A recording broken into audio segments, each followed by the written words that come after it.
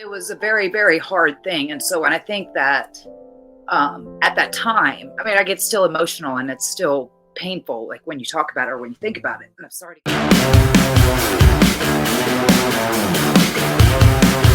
Put your hands together for a kind, intelligent, warm-hearted human being, a genuine one as well.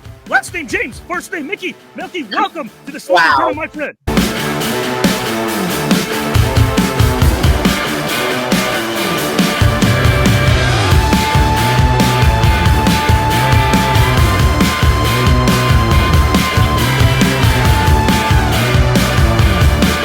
Of my face, even when I came on, I'm just like in awe. I can't. You're amazing. Thank you so much. I was watching the intro earlier and I'm like, what am I doing on this show? I do not belong here. Yes, you do. I really do not. And then your intro, I feel like I belong now. Thank you.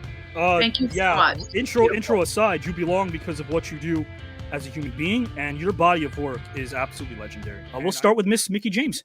Please describe a moment or time in your life in which you took a stand for something that means a great deal to you. Being abused as a child. And I think that was a very integral part of my life. And it was a defining part of my early life at 16 when I had to literally be on the stand and tell my story in front of and not just my story, myself and my sister's story. And I remember very clearly, like, all of the emotions and the fear and the judgment and the fear of being judged, not just, in the courtroom that day as I'm telling my story and having to be so raw and honest to a group of strangers. But, I grew up in a small town. So if it was in the newspapers, everybody knew whether the names were there or not, so that to be able to have to like walk the hallways after that and then just have that feeling of like, everyone knows.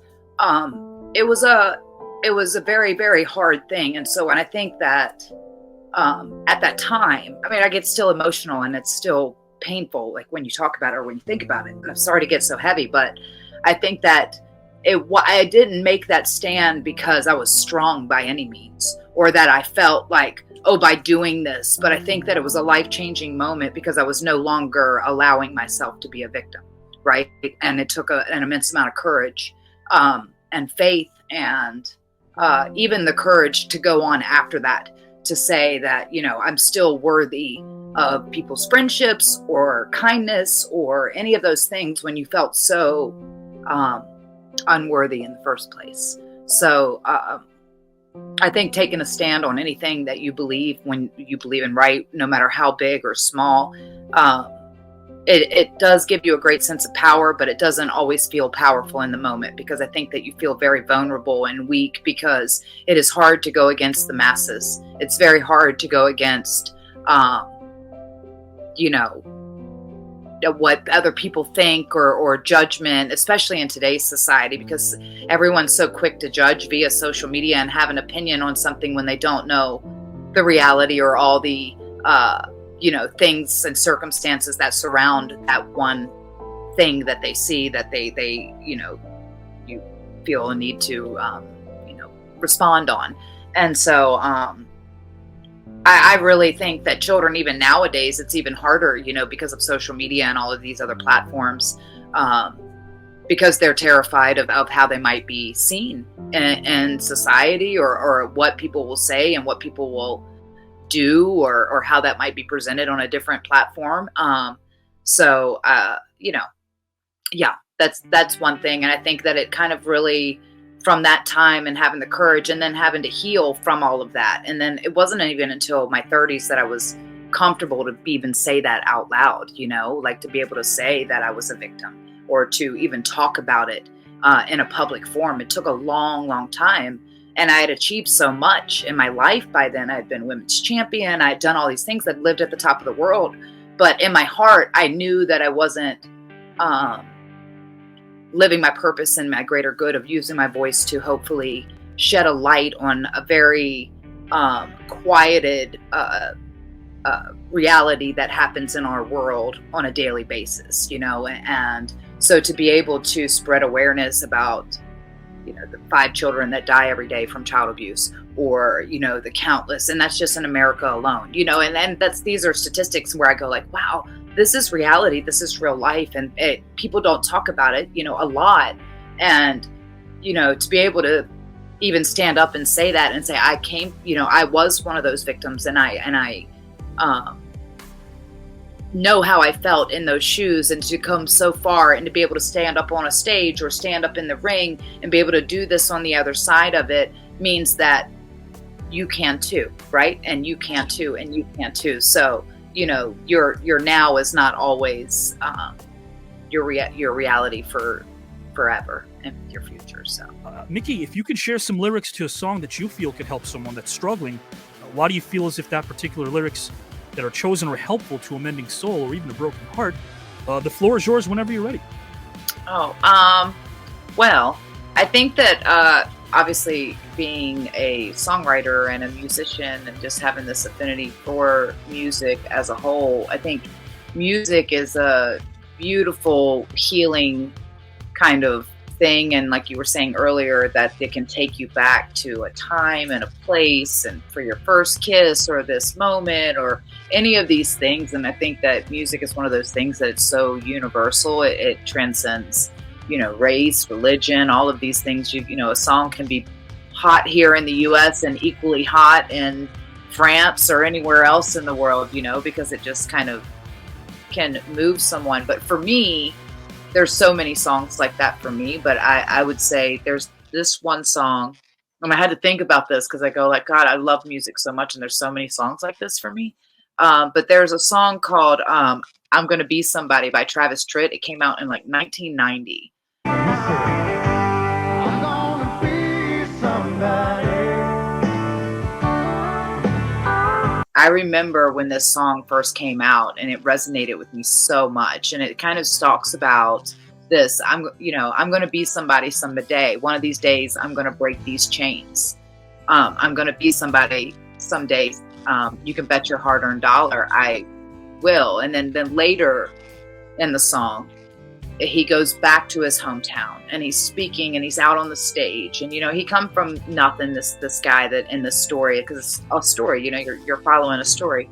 And later in the song, and he talks about he's playing his hometown, you know, one summer night or something, and then, you know, he's singing, and then in front row there's this little boy, you know, that was him, you know, he's like looking almost like in himself in the mirror, like, look, that's singing every word back to him, to the song that I'm gonna be somebody someday. And I remember singing this song when it first came out, especially when I was, you know, a child, and I was going through all of that stuff, but singing this song, and it really resonated with me then. And I remember driving in my car, you know, and anytime this, even today, to this day, and this song is so old now, you know, obviously, but it still moves me to the point where it can bring tears to my eyes, because I remember this song in my, you know, travels along the road of success, and then unsuccess, and then success again, that I'm going to be somebody someday. And I think that's something that I always said to myself then. And so it was like a power ballad for me. And yeah, so thank you, Travis Tritt, for moving me for life, and I appreciate you. And yeah, that's going to be the one for me. Mickie James, question I have for you is, looking back on your life, who or what makes you instantly light up whenever you're ready? Oh gosh. Well, I know I'm going to sound cliched in all of this, but before I answer my question, I just want to say thank you both.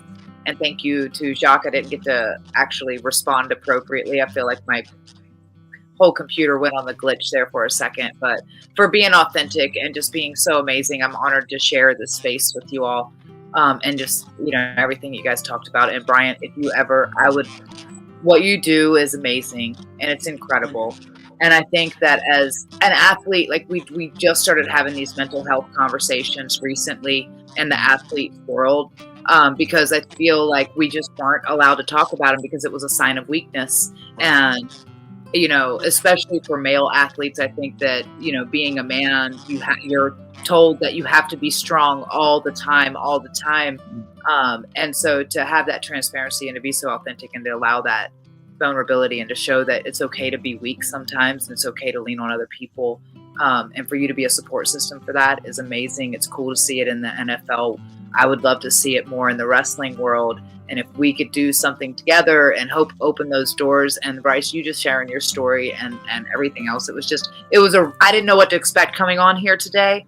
And I'm so grateful that whether I win or not, whoever wins, best of luck. But I'm really thankful to share the space with you guys, and really awesome to get to know you all and just to have this conversation. So,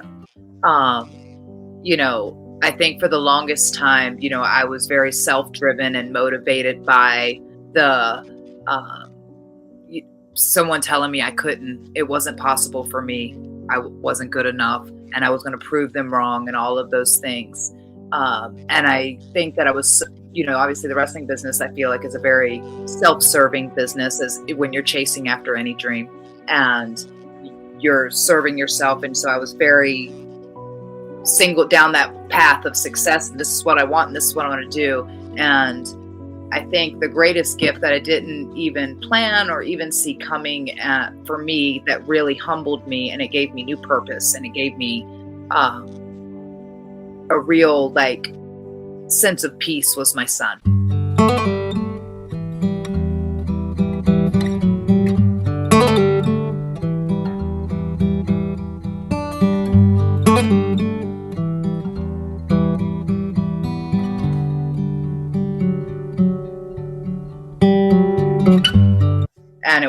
And he's 9 now, obviously, so he's not a little baby, but just watching everything from the moment he's born to watch it like it's all brand new. It was give me that sense of innocence back that I didn't remember, or couldn't even remember what that was like, of to see things for the first time, and to see how amazing and how wonderful the world actually is, and all these little moments that we take for granted sometimes because it's just a butterfly, and then as he's grown up and getting bigger, but to be able to do something and to build a life and to be a person that he could be proud of. I know it's very cliched, but I thought it's something that I would never really say because it wasn't in my life plan or mind plan, but I'm so thankful every single day. And he's the biggest blessing for sure. And he's changed my life. So thank you so much for sharing that. Wow. Yeah. Yeah. It's, there's so much going on that we have every right to get flustered and mad about things, but sweating the small stuff, there's going to be stuff in our lives that we're going to sweat because we should. Why the hell are we sweating the small stuff? We know it's inevitable that there's going to be something coming down the pike that we should get upset about or get worried about. And the fact that all of this stuff happens right now in a very muddled social media world, once again, you guys were able to kind of cut through that and really relate to people here. I could see the comments here. That's the only negative, I think, is you guys can't see all these comments, but man, oh man, you're resonating strong with everybody. So I appreciate that. That's your character. Character is self-imposed discipline. Sometimes it's for the sake of moral convictions. You don't have to be policed. You can police yourselves. It's part of accountability. So you guys are all people of high characters, and I appreciate that. Again, you do a lot of virtuals. You had a nice time tonight, Mickie James? I had a great time. I'm happy about that.